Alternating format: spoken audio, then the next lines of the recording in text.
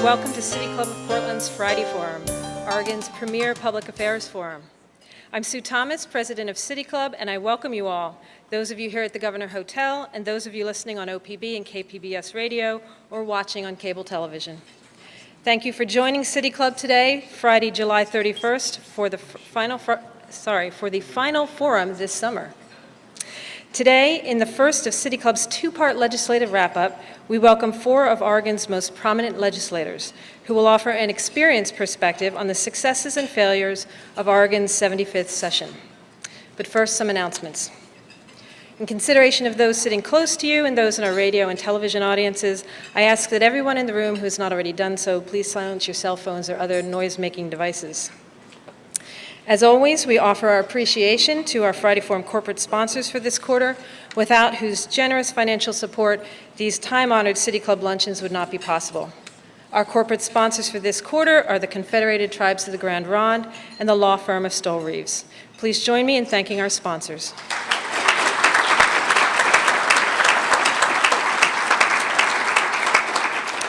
If your company or firm would like to be a sponsor of a Friday Forum, please contact City Club staff at the back of the room or call the City Club office.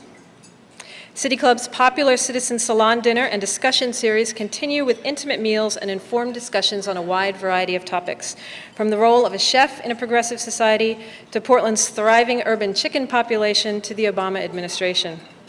To register for these salons or other upcoming events, please go to the City Club website. Today's discussion will continue in the fall with the second of the two-part legislative wrap-up.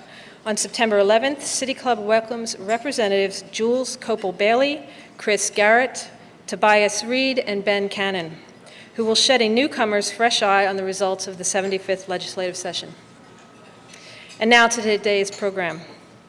Oregon's 75th legislative session, held during the worst economic recession in decades, recently came to a close. Today's City Club is extremely pleased to welcome four of Oregon's legislative leaders to our Friday Forum panel. Each of today's speakers played an important role in shaping the session's legislation on topics ranging from transportation to health care. They and their colleagues struggled to find a balance between budget cuts and new revenue sources in their attempts to balance the state budget. These efforts will help shape the lives of Oregon citizens throughout the next 2 years. These legislators are with us today to share their thoughts and critiques of the 75th legislative session. First, we will hear from Speaker of the House Dave Hunt, then Senator Margaret Carter will speak second, Republican Leader Ted Ferrioli will speak third, and our final speaker of the day will be Senate President Peter Courtney. Each panelist has approximately 8 minutes to speak, and I will be signaling each speaker as their time comes to a close. I will introduce each speaker before they take the podium. Let me begin first by welcoming our first speaker of the day. A Northwest native, today's first panelist received his degree in political science and American government from Columbia University in New York. After graduation, he served for a decade as a congressional staffer.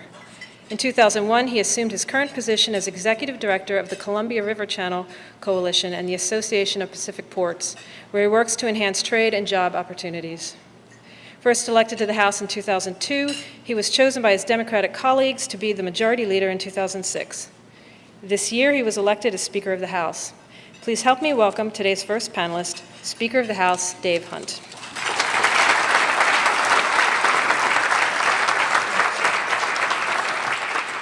Thanks so much, Sue, and thanks for the opportunity to be here. One of the things about the legislature is it really is much more of a team sport than it is an individual sport. So I know there are at least a couple legislators. I would invite the current legislators who are in the audience to stand and be recognized. I see right here Representative Michael Dembro from Northeast Portland Maywood Park, Representative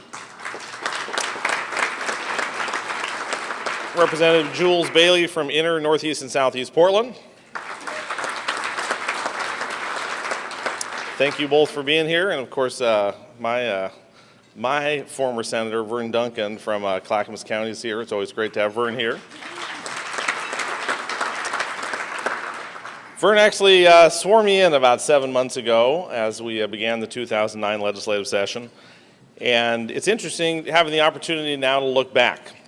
You know, the day after we adjourned the 2009 legislative session, the Oregonian put out an op-ed saying the 2009 legislature, was it bold or was it reckless? They had strong praise for several of our accomplishments, but then raised a question about whether or not we had gone too far in some areas in light of these uncertain economic times. I would suggest a few other words that we look at as we think about the 2009 legislative session. This legislature was innovative in solving problems like addressing uninsured children in Oregon.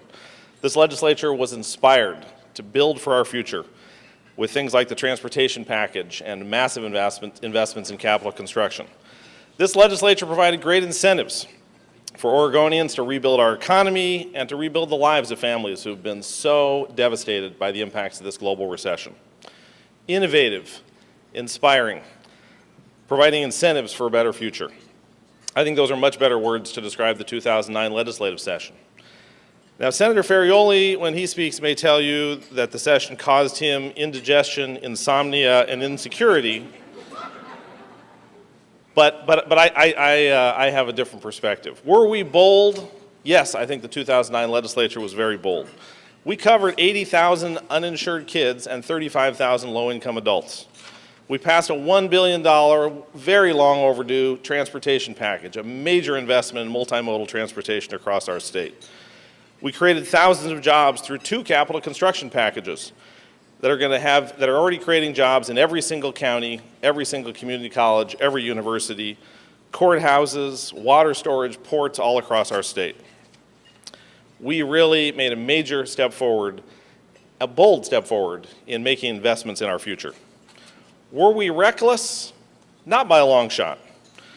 We really focused this 2009 legislative session on 3 things: jobs, balance, and progress. Creating jobs, bringing balance, and moving Oregon forward through progress. On the jobs front, as I said, we created literally tens of thousands of good family wage jobs. The transportation package, health care reform, which will create over 3,000 ongoing jobs that the governor is going to sign in the next few days, an affordable housing initiative, capital construction projects, a new energy efficiency program that will spur the growth in clean energy jobs all across our state. A major focus throughout the session from day one on creating jobs. And these are not just governmental jobs. All the ones I mentioned are going to be private sector jobs, helping businesses all across our state create good family wage jobs for Oregonians. Balance. The one constitutional responsibility of the legislature is to balance the budget. But that's really a numerical act, and we did that. Unlike the federal government, we actually have to create a balanced budget at the end of the year. And we really used 4 tools to balance the state budget. 1, we made cuts, and we made a lot of budget cuts, $2 billion in budget cuts to fill a $4 billion hole. We used every federal stimulus dollar we could find to protect critical services. We used about half of the state savings that we'd built up over the last few years, leaving half in reserves, as I'll talk about in a minute, and using half to protect services now. And after taking all those actions, we then did raise about $750 million in new revenue, but targeted just specifically at wealthy individuals and corporations, asking them to pay a little bit more to protect critical services and to bring some greater stability into our tax system. In the face of this economic recession that has just come down upon Oregon and every other state, we carefully cut the state's budget. As I said, $2 billion in cuts from the current service level. But it's important to note, in addition to that, it's a significant cut in actual dollars under what we appropriated just 2 years ago. Over $800 million less in actual dollars, not even counting for inflation, in general lottery fund dollars than we budgeted 2 years ago. Far from being reckless, I think we showed tremendous restraint by leaving $500 million set aside in reserves to guard against economic downturns that may still come in the months ahead. And yet we still managed to protect critical services in education and public safety and human services, which make up 94% of the state budget. We funded schools with $6 billion, which averts at least the most draconian cuts that they were facing under some of the budget proposals. We funded 24/7 coverage on our highways with state troopers, keeping the commitment we made 2 years ago when we finally reversed 20 years of cuts to our state troopers, maintaining them, which is a key component of our public safety system. And we protected the most critical human services that are protecting kids and seniors and people with disabilities who really are the most vulnerable in our state. Our actions are going to bring in $3.5 billion in new federal dollars this biennium. $3.5 billion. So you'll hear talk about the significant increase in other funds. It is true. The actions we took brought in $3.5 billion in new federal money that would have gone to New York or California or Florida is now going to come and provide services in Oregon. That's where the vast majority of state spending increases result, is related to those federal changes. And after months of negotiation with the business community, we increased the corporate tax minimum that had been stuck at $10 for 75 years. We thought 75 years, half of Oregon's history, was probably long enough. And we asked Oregon families and businesses earning more than $250,000 to pay a little bit more to protect critical services and to bring some greater stability into our system. It's true that the final revenue plan we passed did not encompass all the proposals brought forward by business groups. I can tell you, nor did it encompass all the proposals brought forward by non-business progressive groups. What it does contain is a balanced approach, a greater degree of fairness, a greater degree of stability, and more dollars guaranteed to go into the rainy day fund, which is a value I think we all share. It's important to remember that families and businesses earning less than $250,000 won't see a change in their corporate or their individual rate as a result of this plan. Let me say that again. Families and businesses earning less than $250,000 will not see a change in their corporate rate or in their personal rate. So in these tough economic times, we chose progress. We refused to cower in fear and become disabled by the impacts of this global recession. We attacked the recession with courage and conviction. We made the difficult budget cuts.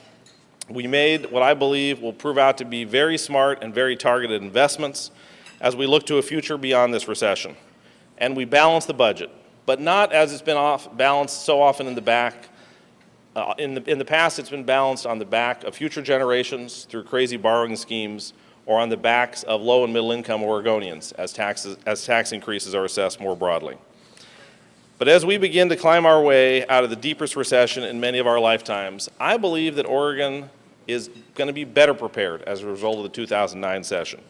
Better prepared to grow out of this recession, better prepared to continue to grow our businesses, continue to grow our jobs, continue to strengthen our communities by our investments in education and in healthcare and in public safety.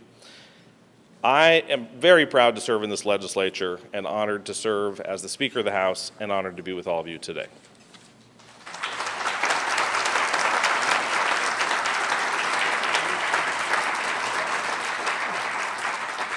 Thank you, Dave.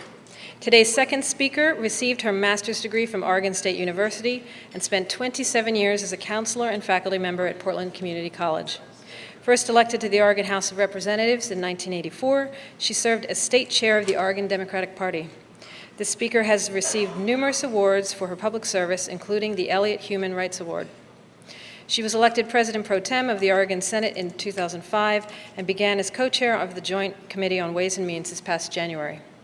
Please help me welcome our second speaker, Senator Margaret Carter.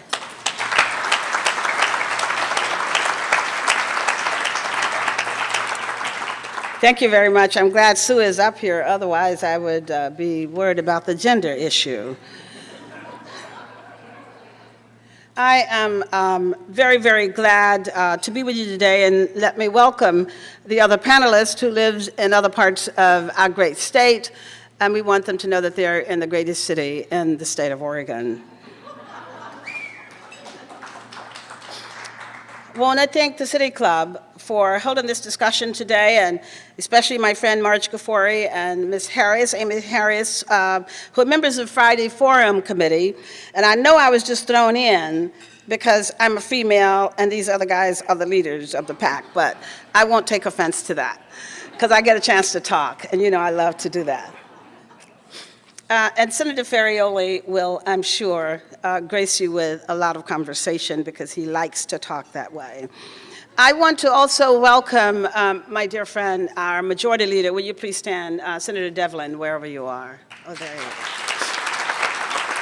Thank you. I'm grateful to also be in a place where we have former legislators that are here, and I can't introduce everybody, but I want to recognize the fact that the people that came before us, and especially the people that came from Northeast Portland and did a good job of being able to send other legislators there to continue the work because we stand on their shoulder doing the work that they all started. Now, I don't need to tell you that all the talk that we've been having lately has been about tax increases. I take sides, however, with the fact that nobody is talking about right now that we made $2 billion cuts in this budget. And all they're talking about is that we wanted to be able to raise taxes. Where somewhere along the line, it is important for us to remember the state of affairs in this state. We received federal funds, a 33% increase in the number of Oregonians on food stamps over the last 2 years. And thank God for the federal government sending us money to help put food on the tables of Oregonians. We stand number 1 in the nation in terms of hunger. And I tell you, I don't apologize for the budget that we crafted this year to be able to put food on the tables of people and take care of our most vulnerable. That's what these federal funds helped us to do. Federal funds also helped to pay for the 37% increase in the number of Oregonians on temporary assistance in the last 2 years. And the federal funds we will receive as a result of covering 80,000 additional children and 35,000 additional adults on the Oregon Health Plan. I do not apologize, and I want to say that, because when you can give people food on the table, you can help children to have health care, you're going to be able to protect your generations of tomorrow, and we had no other choices in doing so.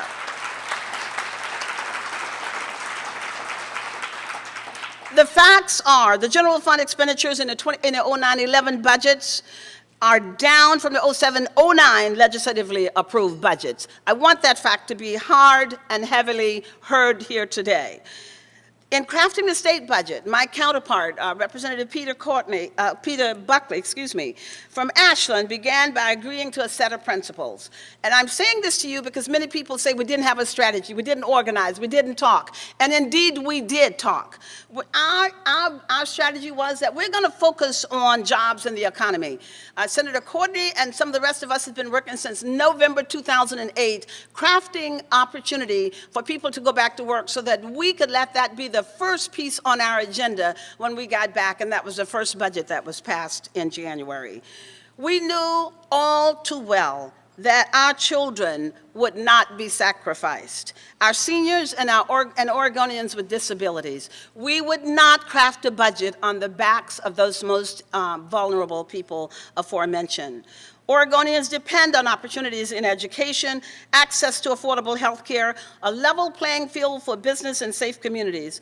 We are committed, this legislative session was committed to addressing these needs and to building for our future, even in the midst of the harshest economic downturn of our lives. I don't think that you sent us to the legislature to be able to come back moaning and groaning, we couldn't do this, we couldn't do that. How are you going to save this state, keep it safe, take care of our most vulnerable citizens, and that's exactly what we did. We felt that the dedicated teachers, the innovative business people, passionate community leaders, top-flight public safety personnel, inspirers, those people who are on the front line of healthcare providers and caregivers, and productive working men and women in every region, along with state government that listen, would understand and would respond to Oregon moving forward once again. And that's exactly what we tried to do. We made a very conscious decision not to balance the budget, again, on the backs of the most vulnerable. And let's just talk about federal dollars for a minute. Do you know where food stamps wind up? They're spent in the local grocery store. You know where TANF dollars wind up? They go to pay Northwest Natural and PGE, and they go to pay the rent. 89% of the dollars that go to human services go out to the people in this state. Only the rest is taking care of services that are within the state's budget. You know where those Oregon Health Plan dollars wind up? They pay doctors, nurses, and hospitals. Some people want to make federal funds assistance for our most vulnerable. They want to make it out to be a bad thing. I happen to say to you, it was a good thing because we would have been in worse shape than what we are today. The truth is the federal dollars we access are spent in Oregon's economy at a rate of 2 and 3 times more than the state matching dollars.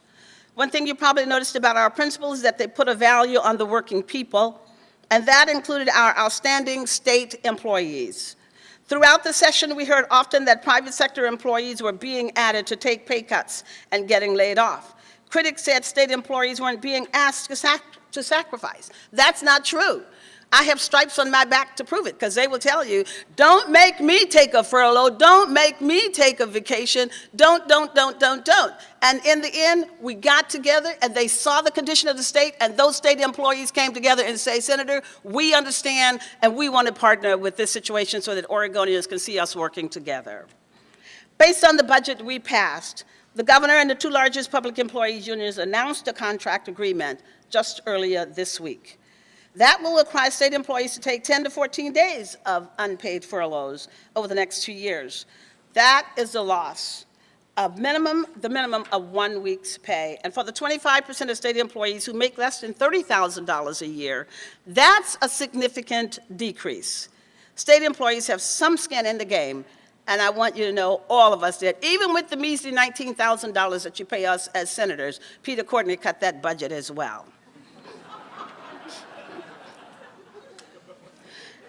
I do believe we have crafted a budget that would allow those dedicated state employees to continue to provide the services Oregonians depend on every day. You may be sitting there right now wondering and thinking, what services? Let me tell you, we heard about those services from the 586 Oregonians who testified in more than 20 hours of public hearings in 9 cities across our great state. We held programs from Portland to Ashland, from Lincoln City on the Pacific to Ontario on the Idaho border, from Portland to Bend, and Eugene to Hood River.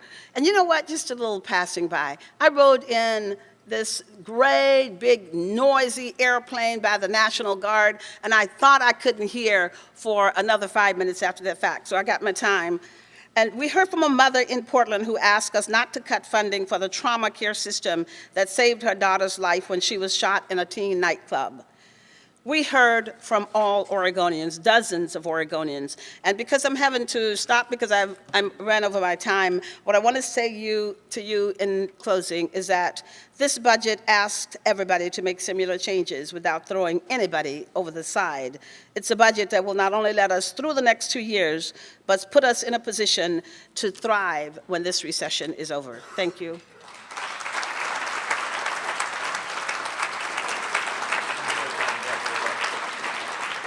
Thank you, Margaret. Today's 3rd speaker received his degree in English from the University of Oregon. After graduation, he settled in Creswell, Oregon, where he worked at the Department of Veterans Affairs. He became a member of the Creswell City Council and served as chairman of the Budget and Police Committees. In 1986, he founded Community Relations Associates, a public relations firm dedicated to advocacy for natural resource producers. He is also a co-founder of Oregon Lands Coalition. Today, he works for Timber Operators, Inc. in John Day.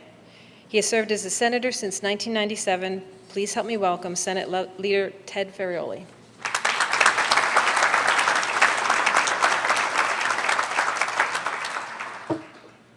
Well, let me thank you all for the opportunity to be here today. I mentioned that in my memory, I couldn't place when the last time an East Side resident was invited to come to the City Club. And the respondent said, yeah, we don't have very many people from Gresham come in.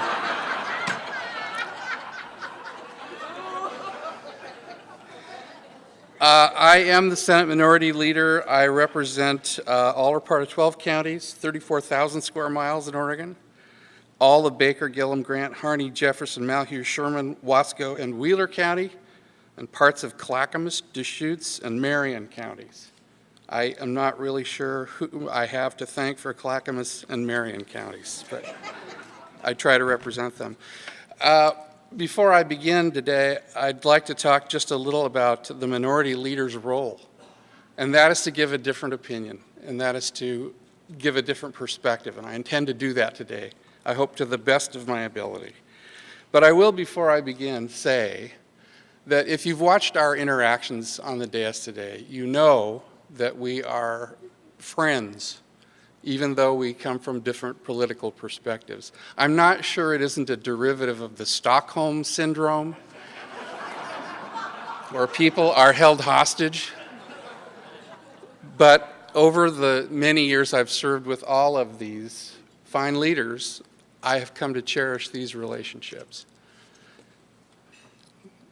I believe Oregon has a taxing problem. You heard it alluded to by all the speakers so far. It's interesting to me that during this legislative session, a coalition of statewide business associations came to Salem offering their support for temporary income tax increases and a significant increase in the fees for business licenses. Their proposal was rejected. And instead, we got an income tax increase that was made permanent and a gross receipts business license tax. And those burdens will be with our business. They will hamper our recovery. The results are that Oregon has one of the highest marginal income tax rates in the world, according to the Wall Street Journal, higher than any other state, higher than Sweden, Belgium, Japan, and France, if the federal budget is adopted and the House health care plan becomes law. Now, others will argue that Oregon has a relatively low comparative rate of all taxes, and that argument is well worth having. But the point is, it's the marginal rate of income tax that hurts capital formation and our ability to attract entrepreneurs to Oregon. You can say that the overall rate of tax is low. It's like saying, well, the patient's in perfect health except for the kidney failure. The tax rate harms us. Many businesses in Oregon have a very high dollar volume but low profit margins, everything from groceries and discount stores to auto dealerships. These businesses are being hurt, but the message, more importantly, is that Oregon really doesn't care whether or not you're profitable. You'll pay for the privilege of being in Oregon. Clark County, Washington has been typified as the fastest growing Oregon county. And that's because our tax policy drives people across the river, not only here in Portland, but in Hood River and the Dalles and in Ontario and other places where people have a choice. Attracting the investor class to Oregon is one of the keys to our eventual economic recovery. Making Oregon the most inhospitable state in the region for investors is counterproductive, counterintuitive, and to all of our economic and development efforts and recruitment efforts, regardless of sectors, a drag. At the end of the day, Oregon entrepreneurs are left wondering how much of what happened to Oregon's businesses and top income earners is based on Rahm Emanuel's admonition, you never want a serious economic crisis to go to waste. It's a serious problem. Oregon has a taxing problem. We have not solved it. Oregon has a spending problem. The major party conducted, in my opinion, business as usual when it came to spending this session. We spent it all. We borrowed. We took money out of the savings accounts. We used all the stimulus funds. And unfortunately, that spending was and is unsustainable. Instead of utilizing the existing revenues, including the other funds held in state agency accounts, and reducing spending to match, as Washington State has done, leadership increased fees by $470 million over the next 2 years, much of which comes from college students in the form of higher tuition and fees, and automobile owners in the forms of higher title registration and license fees. In all, to maintain a high level of government spending, the majority leadership enacted almost $2 billion in new taxes and fees. And yes, in the worst recession since the crash of '29. Leaders in Washington State took the opposite tack. They passed a no new tax budget, which utilized available resources, including the federal stimulus money. And as a result, they will emerge from this recession well before Oregon and as a regional economic powerhouse. Oregon, meanwhile, dabbled in its own brand of stimulus bonding. We bonded $176 million, mostly for maintenance projects on state-owned properties. buildings, and facilities. Analysis of the results of that spending has been disappointing, with no new permanent jobs created, and most of the jobs that have been created lasting an average of 35 hours, not even a full week's work. In fact, the only real growth in Oregon in employment has been in government employment. More than 1,200 new state government workers were hired, mostly in departments that provide unemployment claim processing or administer relief programs. Oregon now has suffered 11 months of increasing unemployment, 11 straight months of increase. I believe this conversation needs to occur that isn't currently occurring.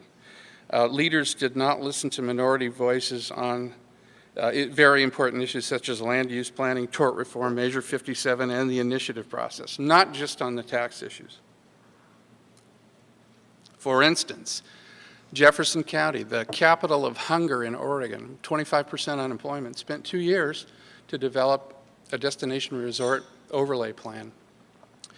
Thousands of hours of testimony, 2 LUBA appeals, and a lawsuit, all resulted in clear indication that the county had followed the law. And that simply was overturned because of the power of the legislative leaders. Not only did this devastate Jefferson County, but it calls into the question all of our land use commitments.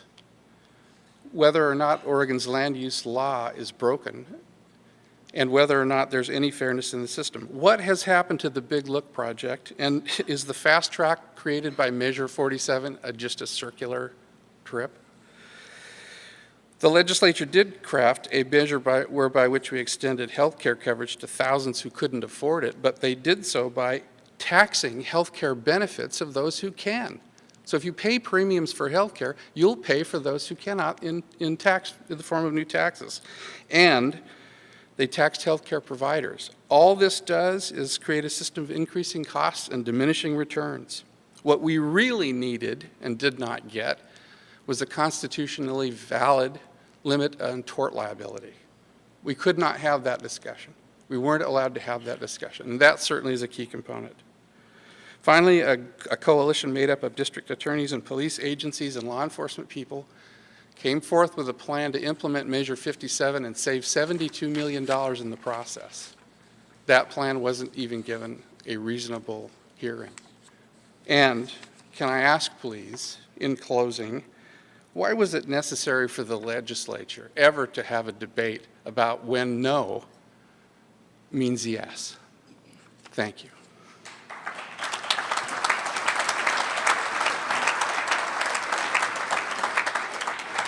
Thank you, Ted. Today's final panelist began his career in public service in 1974 as a member of the Salem City Council. He was first elected to the Oregon Legislative Assembly in 1980 and was re-elected after a brief hiatus in 1989 and served in the House for almost 10 more years. Elected to the State Senate in 1998, he served as the House Minority Leader for 4 terms. A long-term instructor and administrator at Western Oregon University in Monmouth, our last speaker of the day is the most veteran member of the Oregon State Senate, where he has been president since 2003. Please join me in welcoming Senate President Peter Courtney.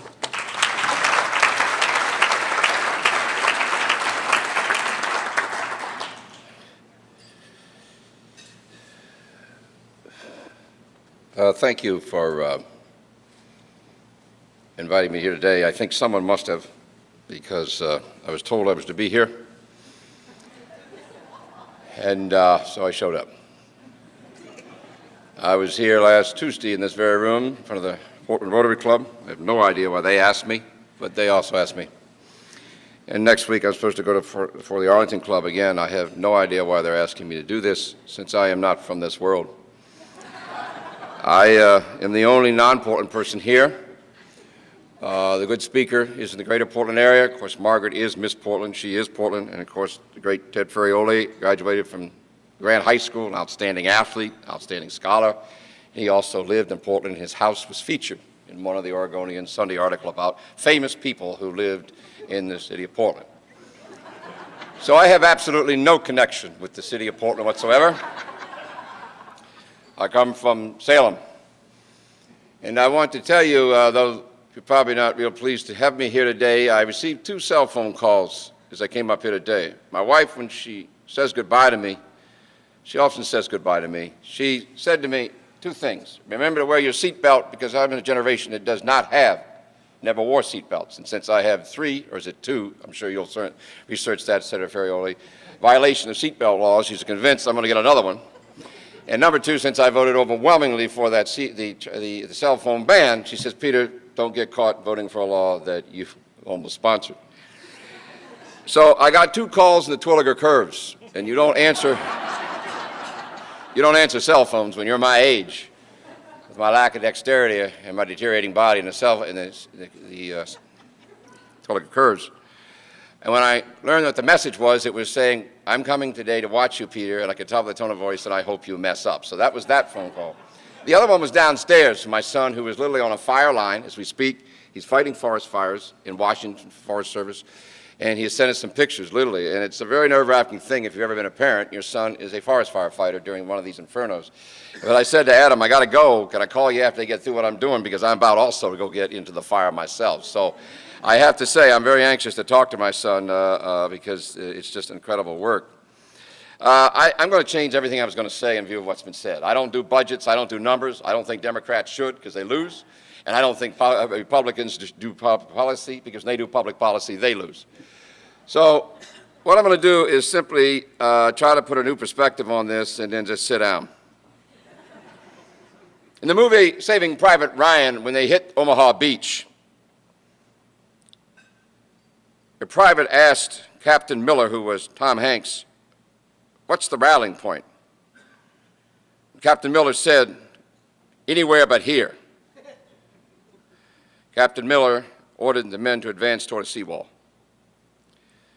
The soldier said, I'm not. I'm staying here. This is all we've got between us and the Almighty.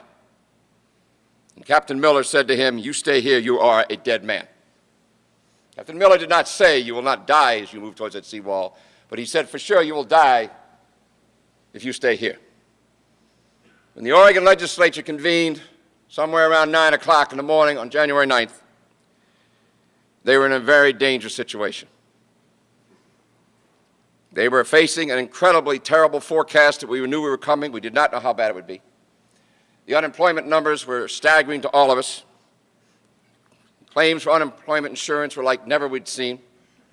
Term limits and their effect was still all abound. Campaign techniques and tactics for years that we've been practicing against each other are there day and night, meaning you don't move without a poll, you don't move without a political consultant. There was little or no experience in the legislature to deal with this.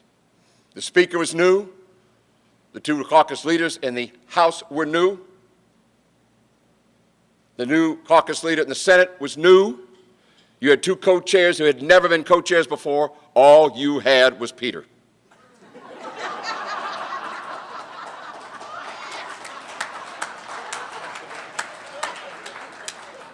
And I'm going to tell you about Peter. He is no tower of talent.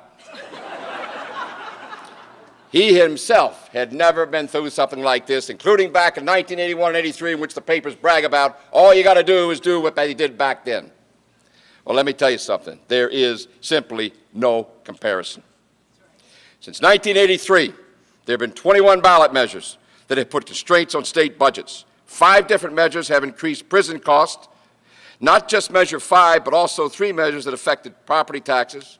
There have been measures to make the state pick up the cost of local programs, 2 that earmark portions of our lottery, and then there's the supermajority.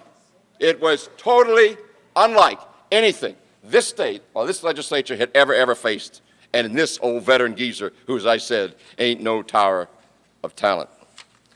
With that in mind, we decided to advance towards that seawall. Yes, we decided we were going to go towards the seawall. And let's talk about how we did it. I'm not talking to you anymore about DNR. You do what you want with that. That's already been heard from, and I know what's waiting in here with questions. I know what's planned for us. Your transportation plan, which has been raved about, signed a few days ago, it was a bipartisan effort. If you check the vote on the House and the Senate, it was a remarkable vote. That was a tax vote. That was a fee vote. Democrats and Republicans going towards the seawall. Health care, I couldn't believe it. There is no state has done now what Oregon has done in health care. Yes, it was taxes. Democrats and Republicans moving towards the seawall. And the second Go Oregon plan, the biggest capital construction plan in Oregon's history, $1.3 billion in every single county. It was passed unanimously across the boards.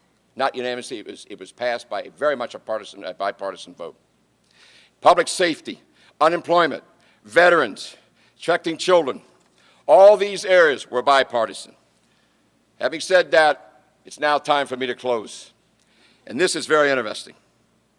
Deadlines. We ended by the end of June. If we had finished what we do, we would still be in the Oregon legislature. But Democrats and Republicans alike, thank you, Senator Ferrioli. Thank you, Senator Bruce Hanley. You suspended rules. You gave us quorums. They didn't have to do any of that. The Oregon legislature did all that. And by 9:45 on June 29th, we went home. 10 other great, magnificent states at that time were wallowing. Some of them are still wallowing. That's what we did, your Oregon legislature, moving towards the seawall. So let me just conclude with this little remark. I told you about Tom Hanks, but there's another one. Senator Ferrioli and others are tired of hearing me say this. You love to talk about the Oregon Trail, Peter. Well, let me tell you something about the first wagon on the Oregon Trail. The individual's name was John Bidwell, and this is what he said. Our ignorance of the route was complete. All the wagons were lined up, ready to go. We were ready to start, but no one knew where to go. John Bidwell climbed on that first wagon, and he headed out.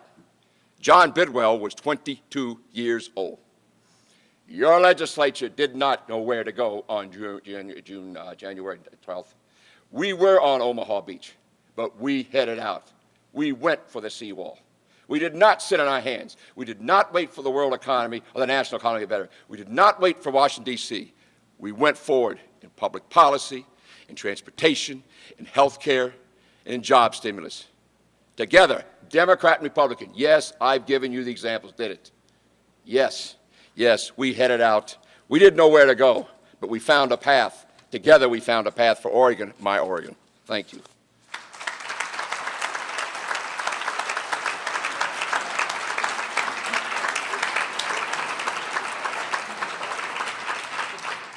Thank you, Peter.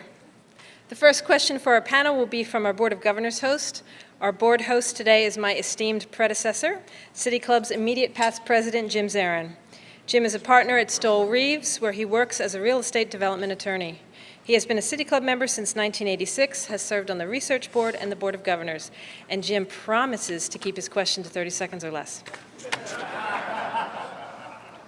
We'll see about that. To follow Senator Courtney, amazing.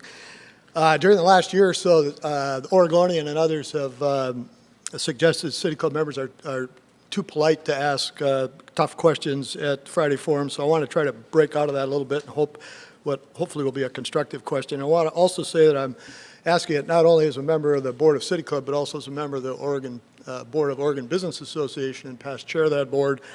Although my question is my own question, it's not asked on behalf of OBA, and it's also asked as a lifelong Democrat. There's an article from the LA Times Washington Post News Service in the Oregonian just 10 days ago.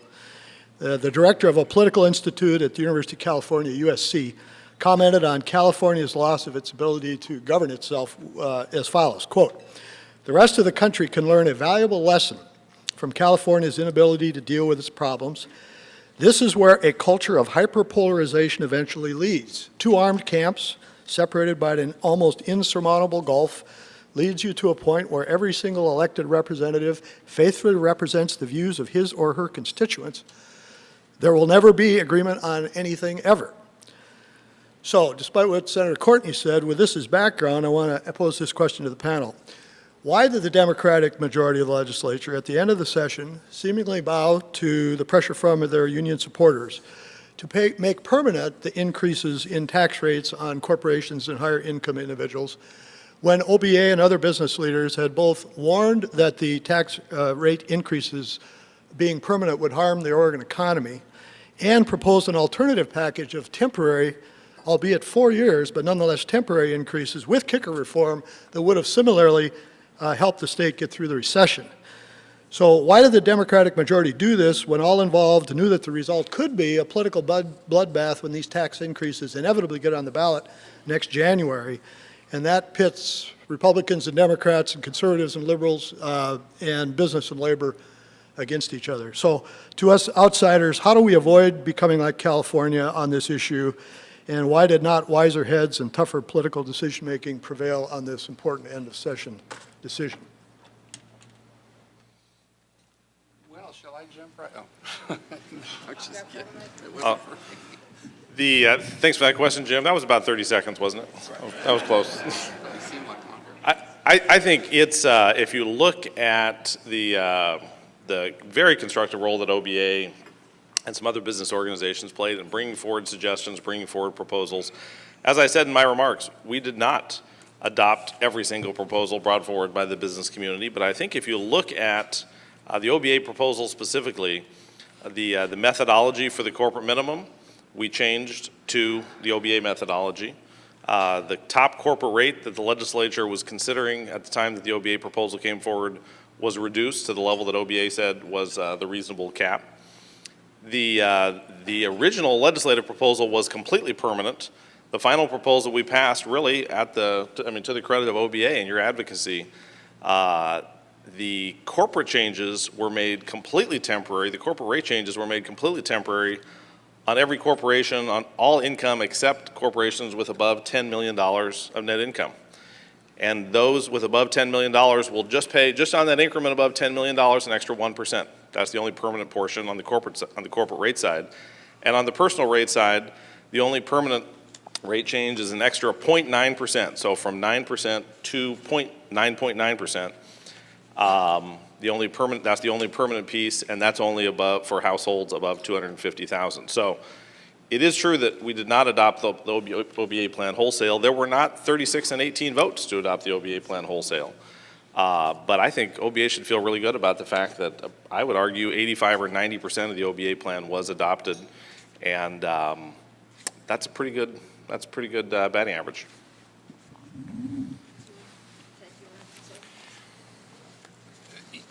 Yeah, as a matter of fact, the question was one of hot debate within our caucus as well. We were kind of confused about why, when for the very first time in my memory, at least, the Portland and statewide business community came to Salem with a plan, which was something they were willing to support and to defend. And I think that was a tremendous opportunity, particularly the part about the defending of these taxes. And the only caveat I think they really asked for was make the increase moderate and make it temporary. It's just one of those things. We consistently warned that the tax increases, if made permanent, would put the budget and the whole session's work at risk. And so it has. We also proposed significantly more use of other funds' resources to try to balance the budget and soften the tax impact on Oregon's recovery, because really it isn't the fact that we have to get through the miserable economic conditions that we're in today. It's that we have to position ourselves for recovery for tomorrow, and the better the positioning, the quicker the recovery comes. So Republicans proposed a back to basics budget. We never got a serious airing of that concept, a greater utilization of other fund resources. Interestingly, if the initiative is successful, that is probably the only alternative that we still have. So it may yet be that we get a fair airing of the back to basics budget. Those are the two considerations that Republicans made. Sue, can I just make one comment before you get started? And I know that a lot of people have written us in terms of the back to basic budget and other funds. There are prohibitions against a lot of the other funds. Some of them are constitutionally, some are that you need 3/5 votes, and some of those dollars are held in abeyance for those programs that are already ongoing that are mandated for the legislature to have. I spoke with two of Senator Ferrioli's members who were in charge of that other fund's budget, and we gave them all of the information that was necessary to show why we could not access the majority of the other fund dollars, being, again, federal dollars as a constitutional requirement, and some of them that had already been exposed to pay for programs that were already ongoing. And so we could not use the other fund's budget to do the back to basics. And so being my good friend, I won't try to cast aspersions, but I think that that's some erroneous information. Thank you. We'll now take questions from the floor. Asking questions at Friday Forum is a privilege of City Club membership. If you see this little question mark sign, you have 15 seconds to turn whatever you're saying into a question. My name is Edward Hershey. I'm a City Club member. This question is on the same topic, and it's addressed to Speaker Hunt. Many of us applauded your revenue package, not only because it added a modicum of fairness to the system, but because some of the money will come from corporate profits that will otherwise leave Oregon. Now you're faced with a well-financed campaign from corporations against what you've done. How will you defend this good work from the likes of Bob Tierney, Russ Walker, and Kevin Mannix? Thanks for that question. I think we knew all along that whatever corporate and personal tax changes the legislature passed would be on the ballot. I mean, there was no question about that. Russ Walker was amazingly, helpfully transparent that anything that changed personal or corporate taxes would be on the ballot. So not only did we need to get 36 House votes and 18 Senate votes, but we needed to have something that was defensible.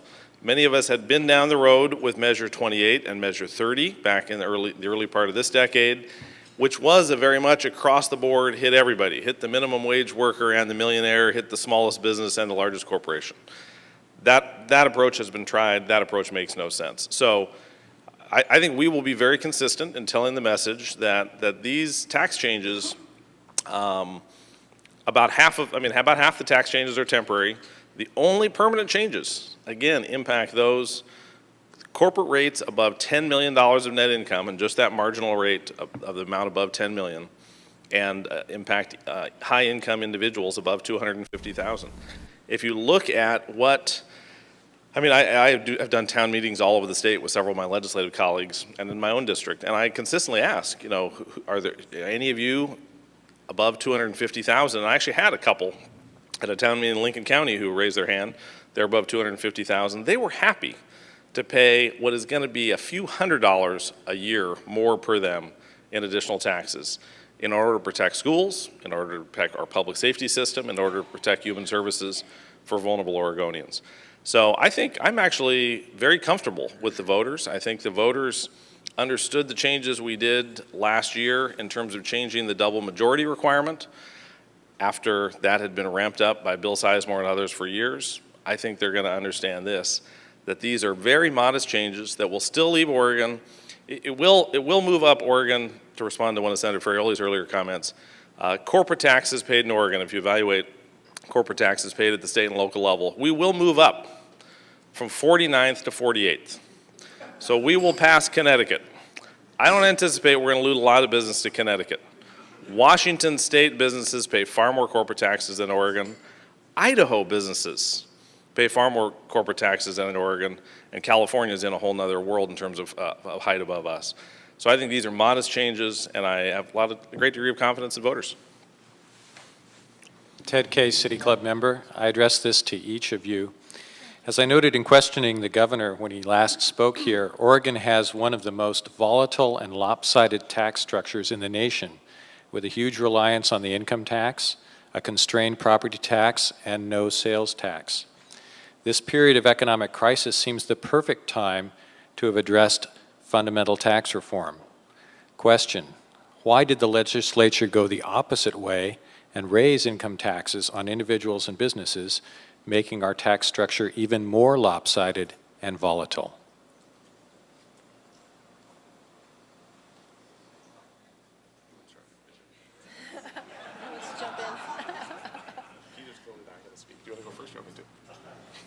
No? I'll go. I will be happy to jump in. I actually think the changes we made actually do add a greater degree of stability. Tax reform is not done. I think the work that the legislature did in 2007 and that voters did in 2008 related to the double majority was the first step of tax reform. The measures we passed do increase stability, especially since that one corporate rate change that I mentioned on corporate income above $10 million, an extra 1%, that completely goes into the rainy day fund. That adds a greater degree of stability. We've got more work to do on stability. The revenue restructuring task force that met last interim that former Representative Lane Shetterly chaired and some of you served on has some good recommendations we're going to take up in February. And some of them require approval by the voters because they're constitutional changes. That will add greater stability as we change the way we do revenue forecasting, as we change the way we create a constitutionally protected rainy day fund, and as we change the way we direct the kicker. So we, I think, are on a path. We've made a couple of important steps that will create greater stability, but we are by no means done. And we've got a lot of important work to do. Frankly, I am very concerned that if the Russ Walkers and the Kevin Mannixes of the world are successful in overturning this measure, that we will take a step backwards on our ability to get to a more stable, fair tax system. Steve Novick, City Club member. My question. Oh, sorry.